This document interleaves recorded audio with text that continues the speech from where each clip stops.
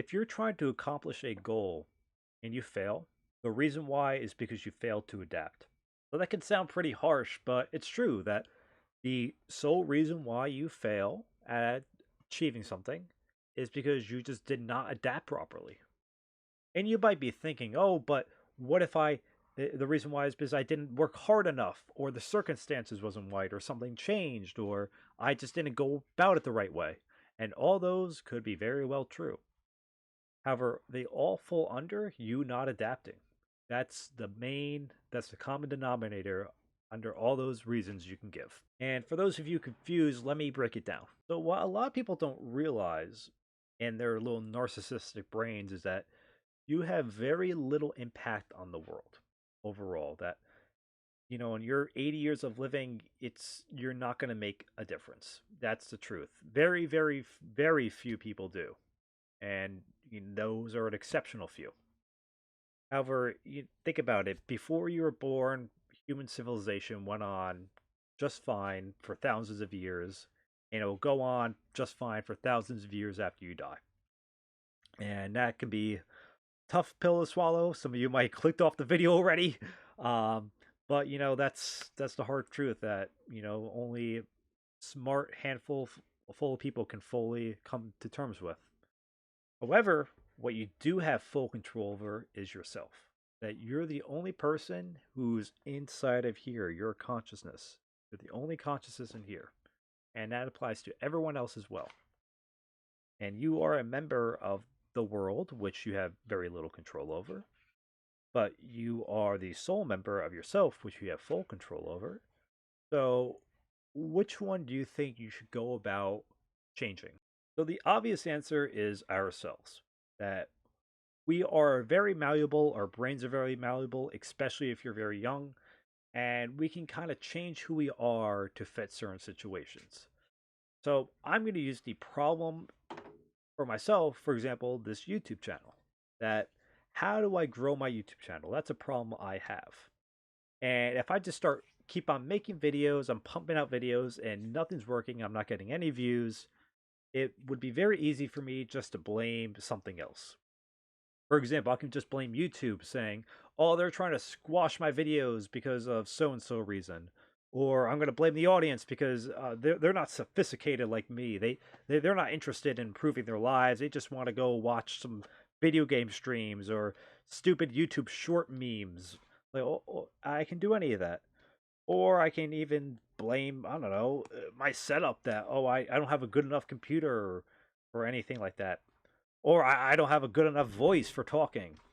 And I can go on about just blaming things.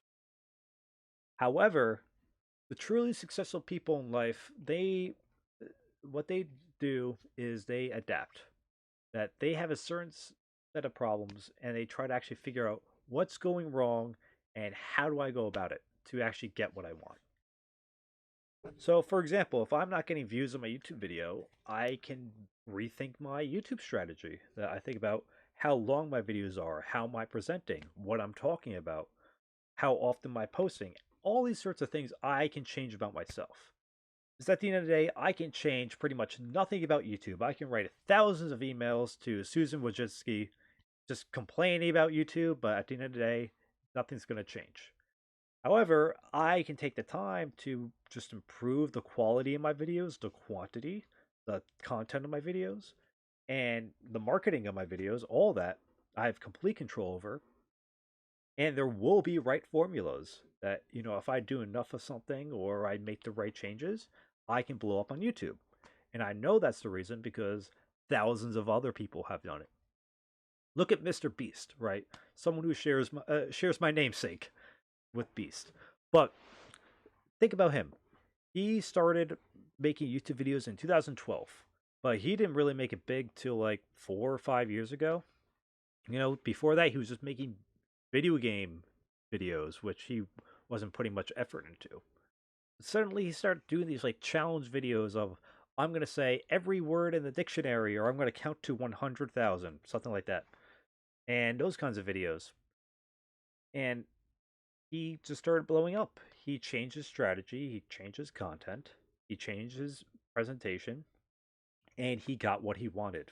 because he adapted to the situation. He could have sat around like all the other YouTubers complaining about the algorithm, the audience, all this other stuff, but he made the changes and he got what he wanted.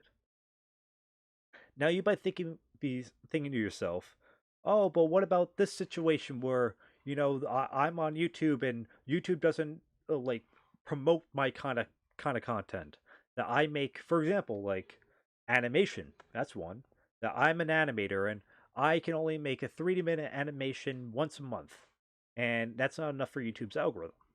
And I was in that very same spot where I want to be an animation YouTuber, which I still am, but I could only spend a certain amount of time making these animations.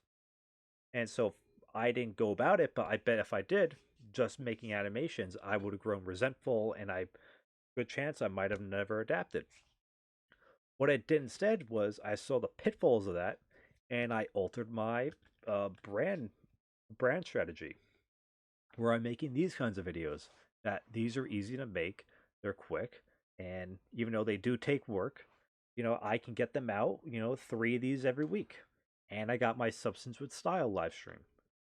So that I can do that, get content out, get information out, and grow great engagement.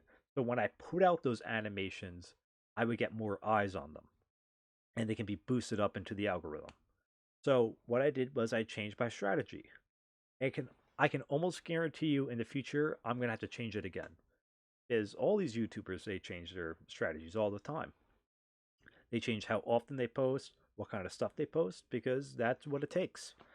And that goes for every single company. Every as big of a company as Amazon or as small as a company as your mom and pop shop. They change prices, they change advertising campaigns, they change spokesmen, they change how they set up their employees and management because they have to adapt to get what they want, to increase profit margins, to grow their business, to get out certain products or services, to increase engagement, all of that. That all falls under adapting. However, there are cases of, sometimes no matter how you adapt, you're just not going to win. Like there's certain content creators on YouTube because of what they make, particularly some very political YouTubers or YouTubers who are very vulgar or make explicit content. They just not doing well on YouTube. And that kind of content they're making, a lot of that is non-negotiable, that they want to be vulgar or they want to talk about, very touchy subjects. So in those cases, another way you can adapt is just disengaging. That maybe YouTube is not the right platform for me, that I can go to another platform and I can be successful there. So, if you think about it, if you consider an infinite amount of shifts or changes that you could do, there's going to be multiple results that ends with you getting success.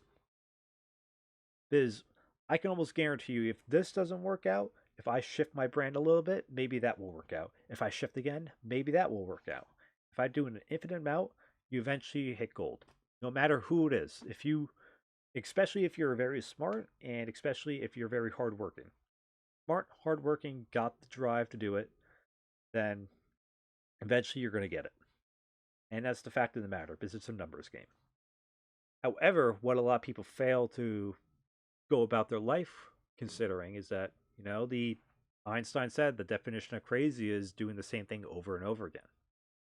So what are you, crazy or are you going to adapt? That's a question you're going to have to answer. Thanks for watching.